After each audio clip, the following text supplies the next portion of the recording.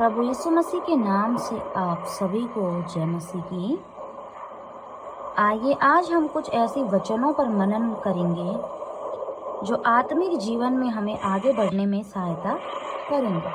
इसके लिए हम वचन पढ़ेंगे इब्रानियों उसका 10 अध्याय इसके 23 वचन में कुछ इस प्रकार से लिखा हुआ है, आओ हम अपनी आशा के अंगीकार को दृढ़ता से थामे रहें, क्योंकि जिसने प्रतिज्ञा की है वह सच्चा है। परमेश्वर अपने पवित्र वचन पर आशीष दे, आमीन।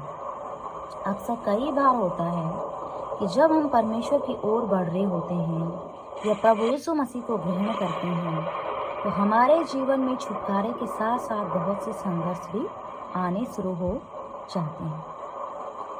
उस दशा में हम समझ नहीं पाते हैं कि हम क्या करें, ये हमारा छुटकारा है या परेशानियां बढ़ने का कारण। उस समय हमें केवल और केवल अपने मन को ऐसा तैयार करना है कि ये केवल और केवल प्रभु यीशु मसीह की ओर लगा रहे। आशा के साथ हमें क्या करना है, अपने विश्वास को थामे रखना है।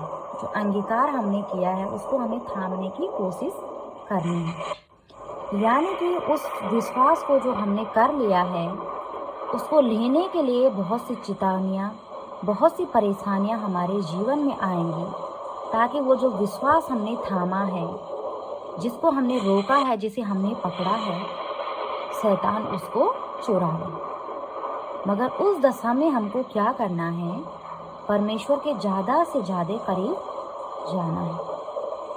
कई बार ऐसी दशा में लोगों को यह समझ नहीं आता कि हम प्रार्थना करें, और प्रार्थनाओं के लिए भी कई बार वो पूर्ण रूप से दूसरों पर निर्भर हो जाते हैं, चाहे पासवान हो, चाहे इवेंजलिस्ट हो, चाहे लीडर हो, और स्वयं से वह व्यक्ति प्रार्थना में नहीं जाता। इस दशा में क्या होता है कि हम समझ नहीं पाते हैं कि हम अपनी बातों को, अपने मन की बातों को परमेश्वर के सम्मुख कैसे लेके जाएं। उस दशा में हमको करना क्या है कि हम जैसी भी दशा में हों, हमें स्वयं प्रार्थना में जाना है ना। हो सकता है हमें प्रार्थना करनी अच्छी ना आती हो, मगर परमेश्वर हमारे मन के बातों को जानता है। भले ही हमारे शब्द अच्छे ना हों, मगर हमारा जो मन है उसको परमेश्वर जानता है ना। और जब हम अपने मन की बातों को स्वयं परमेश्वर के सम्मुख रखना शुरू कर देते हैं तो हमारे धीरे धीरे परेशानियों से लड़ने के लिए हमें ताकत मिलने लग जाती है। प्रार्थना केवल मांगना नहीं है, प्रार्थना एक वह हथियार है जो हमें परमेश्वर के नज़दीक लेके जाता है और हमारी हर समस्या से लड़ने के लिए हमें ऊर्जा देता है।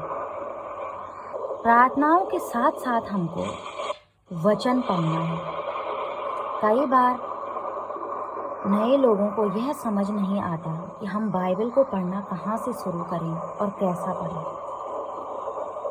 ऐसी दशा में क्या होता है कि जो भी वचन हमें जिसने भी भेजा, चाहे वो पासवान हो, चाहे लीडर हो, चाहे इवेंजलिस्ट हो, हम केवल और केवल उन्हीं वचनों को मनन करते हैं। जी हाँ, ये अच्छा है कि हमें उन वचनों को भी मनन करना है, मगर इसके साथ साथ हमको मत्ती की पुस्तक से स्टार्ट करना है। नए नियम मत्ती। भले ही हो सकता है हमें समझ में ना आ रहा हो, मगर जब हम वचन को खोलते हैं तो वचन जीवित है। आदि में वचन था, वचन परमेश्वर के साथ था और वचन ही परमेश्वर था। यानी कि जब हम वचन को खोलते हैं तो हम परमेश्वर को खोलते हैं, और जब हम वचन को खोलते हैं तो परमेश्वर हमें पढ़ना शुरू करता है। अक्सर जब हम बाइबल को पढ़ेंगे, हो सकता है भले ही हमें एक दिन समझ में ना आए, 2 दिन समझ में ना आए, 3 दिन समझ में ना आए, मगर धीरे धीरे धीरे क्या होता है कि वचन हमसे बातचीत करना शुरू कर देता है। और कई बार अक्सर ऐसा होना स्टार्ट हो जाता है कि जब हम वचन को खोलते हैं, बाइबल को खोलते हैं, तो लगता है कि आज परमेश्वर हमसे स्वयं बात कर रहा है। इससे क्या होता है कि जो संघर्ष हमारे जीवन में चल रहे होते हैं, हमारा मन उनकी ओर कम होता है और परमेश्वर की ओर ज़्यादा होता है। और जो अंगीकार हमने कर लिया होता है, उसको थामने के लिए हमें शक्ति, ऊर्जा मिलनी शुरू हो जाती है। ऐसी दशा में हम धीरे धीरे परमेश्वर के नज़दीकी में जा रहे होते हैं, परमेश्वर की ओर बढ़ रहे होते हैं, और हमें पता भी नहीं चलता कि हमारी समस्याएं कब खत्म हो गई और परमेश्वर ने कब हमारे जीवन में कार्य करना शुरू किया। हम जरूर परमेश्वर में आगे बढ़ने की प्रतिदिन कोशिश करें और परमेश्वर को अपना कीमती समय दें। अब हम सोच सकते हैं कि सारा ही समय तो कीमती है। जी हाँ, सारा ही समय हमारे लिए कीमती है, मगर जो बहुत कीमती समय होता है वो हमें परमेश्वर को देना। परमेश्वर हमसे धन नहीं, दौलत नहीं, केवल हमारा कीमती समय चाहता है। वो समय क्या है, हम अगली वीडियो में जानें। सभी को जय मसीह।